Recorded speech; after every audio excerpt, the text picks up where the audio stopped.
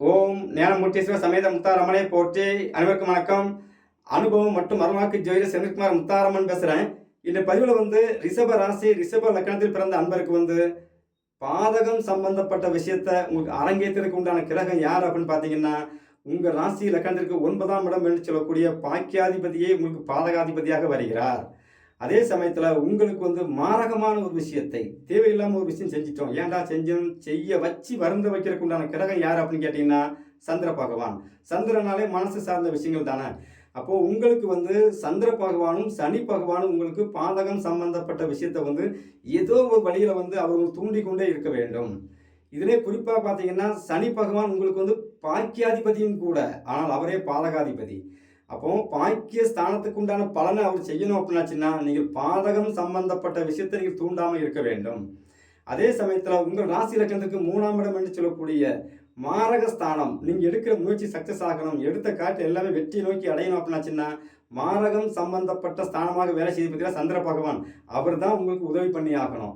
அப்போ இந்த 2 கிரகமும் உங்களுக்கு பாதகத்தையும் மாரகத்தையும் செய்யாமல் யோகத்தை செய்கிறதுக்கு நீங்கள் செய்யக்கூடிய விஷயங்கள் என்ன?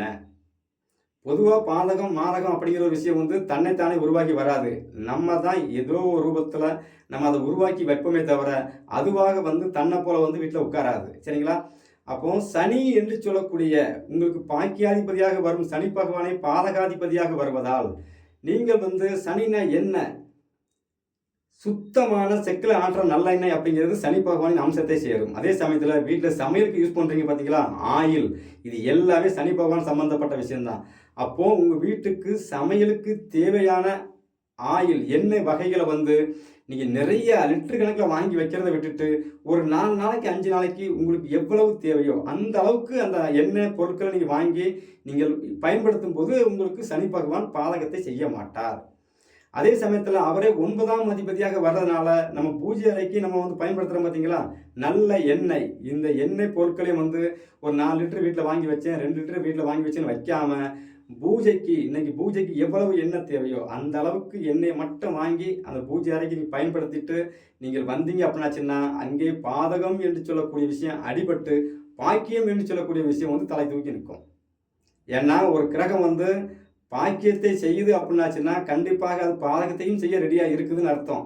அப்போ பாதகம் என்று அந்த சனி பகவான் என்று சொல்லக்கூடிய அந்த பொருட்களை நம்ம தேவைக்கு வாங்கிட்டு அதை உடனே காலி பண்ணுற மாதிரி நீங்கள் ரெடி பண்ணிட்டீங்க அப்படின்னாச்சுன்னா சனி பகவானால் வரும் பாதகம் அடிபட்டு பாக்கியங்கள் தலை தூக்கி நிற்கும்.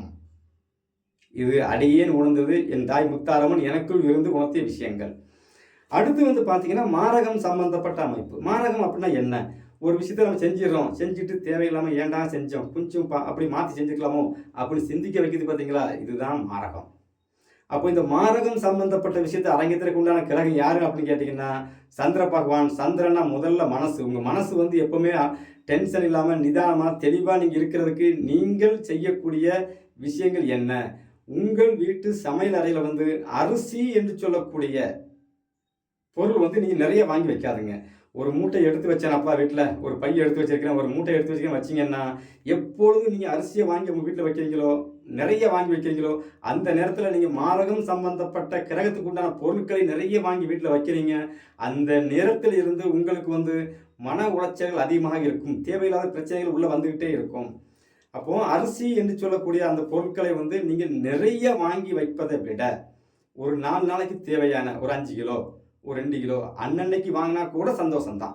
இப்படி நீங்கள் அந்த அரிசி சார்ந்த விஷயத்தை உங்கள் தேவைக்கு ஏற்றாற் போல நீங்கள் வாங்கி பயன்படுத்தும் பொழுது அங்கே மாரகம் சம்பந்தப்பட்ட விஷயத்துக்கு உண்டான விஷயத்தை அந்த கிரகங்கள் செய்யாது. ஏன்னா எந்த ஒரு விஷயமும் சரி, உணவுப் பொருட்களாக இருந்தாலும் சரி, என்ன பொருளாக இருந்தாலும் சரி, ஒவ்வொரு பக்கம் இருக்குது. நம்ம தானே தேவைக்கேற்ற மாதிரி வாங்கி கொண்டு வீட்டில் குமிக்கிறோம். அதை நீங்கள் பாதகம் மாரகம் சம்பந்தப்பட்ட அமைப்பில் இருக்கிற பொருட்களை நீங்கள் அளவோடு வாங்கி அதை நீங்கள் சமைச்சு சாப்பிட்டுட்டு அதை டிஸ்போஸ் பண்ணும்போது என்ன ஆகும்னா அங்கே பாதகம் மாரகம் அடிபட்டு போகும். அந்த பாதகத்தையும் மாரகத்தையும் கொடுக்கறதுக்கு உண்டான அமைப்பில் இருக்கிற கிரகங்கள் தன்னுடைய கெடுபலன்களை கொடுக்காமல் நற்பலன்களை கண்டிப்பாக கொடுக்கும். அடுத்து சந்திரன் அப்படின்னா என்ன அப்படின்னு கேட்டிங்கன்னா பால். நல்லா கனெக்ட் பண்ணி பாருங்கள். பால் வீட்டில் வாங்கி ஃப்ரிட்ஜை திறந்து பார்த்தீங்கன்னா வீட்டில் 2 லிட்டர் பால் வாங்கி வச்சு டெய்லி எடுத்து குடிக்கக்கூடாது. இன்றைக்கி எவ்வளோ தேவை, 4 லிட்டர் பால் தேவையா அதுக்கு அளவு வாங்கிக்கிங்க, 1 லிட்டர் தேவையா அதுக்கு அளவு வாங்கிக்கிங்க. அன்னன்னைக்கு போல் அன்னன்னைக்கு காலி பண்ணுற மாதிரி இருக்கணும். அரிசியும் அது மாதிரி செஞ்சால் ரொம்ப சிறப்பு. ஆனால் பக்கத்தில் கடையிலப்பா ரொம்ப தூரம் போகணுருக்கு, ஒரு 4 நாளைக்கு சேர்த்து ஒட்டா ஒரு 5 அரிசி வாங்கி வைங்க. தீர தீர வாங்குவது உங்களுக்கு வந்து அது யோகம். ஒட்டுக்கா வாங்கி வச்சிங்க அப்படின்னாச்சுன்னா கண்டிப்பாக பிரச்சனை ஏற்பட்டு கொண்டே இருக்கும். அடுத்து சமையல் அறையில் வந்து இன்னொரு விஷயம் சொல்லிடுறேன். சந்திரனா தண்ணி, தண்ணினா சந்திரன் தானே. அப்போ நம்ம என்ன பண்ணணும்னு கேட்டிங்கன்னா, தண்ணி தொட்டி வெளியே அங்கங்கன்னு எல்லாமே இருக்கும். ஆனால் அதையும் தாண்டி நம்ம என்ன செய்யணும், அதிகமாக புழங்குறதுக்கு உண்டான இடத்துல வந்து பார்த்தீங்கன்னா சமையல் அறையில் நம்ம சாப்பிட்ற உணவு பொருள் புழங்குறோம்ல, அங்கே அடிக்கடி போயிட்டு வந்துருப்போம்ல, 2 குடம் தண்ணி வைக்கிறதுக்கு பதிலாக ஒரு 15 குடம் 20 குடம் பிடிக்கிற மாதிரி ஒரு பேரல் ஒன்று வாங்கி வச்சு அது ஃபுல்லாக தண்ணியை ஊற்றி வச்சு நம்ம அதை புழங்கிட்டு இருப்போம். அப்படி புழங்கக்கூடாது. அதே விட 2 குடம் தண்ணி வெளியே இருக்கும். தண்ணியெல்லாம் புழங்குங்க, வெளியே வச்சுக்குங்க. வீட்டை விட்டு வெளியே வச்சுட்டு சமையல் அறைக்குள்ளே தேவைக்கேற்ற மாதிரி கொண்டு வந்து நீங்கள் வச்சு புழங்கும் போது அங்கே பெரிதளவு தாக்கத்தை ஏற்படுத்தாது. அடியேன் உணர்ந்த விஷயங்கள், சரிங்களா? என்னுடைய ராசியை வச்சு நான் உணர்ந்த விஷயத்தை தான் இப்போ தனித்தனியாக பிரித்து கொடுத்துட்டு இருக்கிறேன் உங்களுக்கு. அப்போ ஒருவருக்கு வந்து பாதகமான ஒரு விஷயமும் சரி, மாரகமான ஒரு விஷயமும் சரி நம்மளுக்கு அரங்கேறாமல் இருக்கணும் அப்படின்னாச்சுன்னா, அந்த கிரகங்கள் சம்பந்தப்பட்ட பொருட்களை, உணவுப் பொருட்களை நம்ம அதிகமாக நம்ம வந்து வீட்டில் சேர்த்து வைக்கக்கூடாது. ஏன்னா உணவுப் பொருட்கள் நிறைய வாங்கி வைக்கணும்னு ஆசைப்படுவோம். அடுத்து சந்திரன் அப்படிங்கிறத வந்து பார்த்தீங்க அப்படின்னாச்சுன்னா, பால் சம்மந்தப்பட்ட அமைப்பு சொல்லியாச்சு, அரிசி சொல்லியாச்சு, சரிங்களா? அப்போ இந்த இதெல்லாம் நீங்கள் அளவாக வைக்கும்போது தான் சிறப்பு. அடுத்து சனி அப்படிங்கிறது வந்து பார்த்தீங்கன்னா, கல்கண்டு சம்பந்தப்பட்டது, கருப்பட்டி சம்பந்தப்பட்ட பொருட்கள், பனை மரத்தில் செய்த உணவுப் பொருட்கள், இதுவும் நீங்கள் வந்து கல்கண்டு, கருப்பட்டி இதெல்லாம் வந்து நிறைய வாங்கி வைக்கிறத விட தேவைக்கு ஏற்றாற்போல் நீங்கள் வாங்கி வைக்கும்போது அங்கே உங்களுக்கு வந்து சனி பகவான் பாதகத்தை செய்யாமல் யோகத்தை செய்வார். அதாவது பாக்கியத்தை தருவார்னு அர்த்தம், சரிங்களா? அடுத்து சந்திரனா காய்கறி. காய்கறி வந்து நாங்கள் என்ன பண்ணுறோன்னு கேட்டினா, ஒரு வாரத்துக்கு காய்கறி வாங்கி போடுறீங்க, நல்லா கணக்கு பண்ணி பாருங்கள். எப்படி பார்த்தாலும் ஒரு வாங்கி போடுறதுல ஒரு முக்கால்வாசி யூஸ் பண்ணுவீங்க, கால்வாசி அழுகி போகிற மாதிரி தான் இருக்கும். ஏன் அந்த காய்கறி தன்மை மட்டும் அப்படி வேலை செய்யுதுன்னா, பாதகம் மாரகம் சம்மந்தப்பட்டு இருக்கிறதுனால அந்த காய்கறி அப்படிங்கிறது உடனே அழுக ஆரம்பிக்கும். அது நம்ம வேஸ்ட் பண்ணிடுறோம், அதனால தப்பு இல்லை. ஆனால் அரிசி அப்படிங்கிறது அப்படி இல்லை. ஒரு மூட்டை வாங்கி வச்சுன்னா ஒரு மாதத்துக்கு அப்படியே இருக்கும். அதில் அரிசி கெட்டும் போகாது.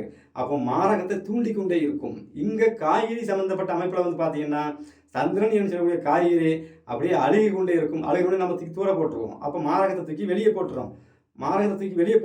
மற்ற விஷயத்தை யூஸ் பண்ணுறோம், சரிங்களா? அப்போ உங்களுக்கு வந்து நீங்கள் சனி சம்பந்தப்பட்ட பொருட்களையும் சந்திரன் சம்பந்தப்பட்ட பொருட்களையும் நம்ம தேவைக்கு, நம்ம வீட்டுக்கு என்ன தேவை, எப்போ தேவை, ஒரு நாளைக்கு எவ்வளவு தேவையோ அதுக்கு தகுந்தாற் போல நீங்கள் வாங்கி நீங்கள் புழங்கி பாருங்கள். உங்களுக்கு பாதகமான விஷயமும் மாரகமான விஷயமும் கண்டிப்பாக சத்தியமாக அரங்கேறாது. எல்லோருக்கும் என் தாய் முத்தாரம்மன் அருள் பரிவுமா கிடைக்கட்டும். நன்றி, வணக்கம்.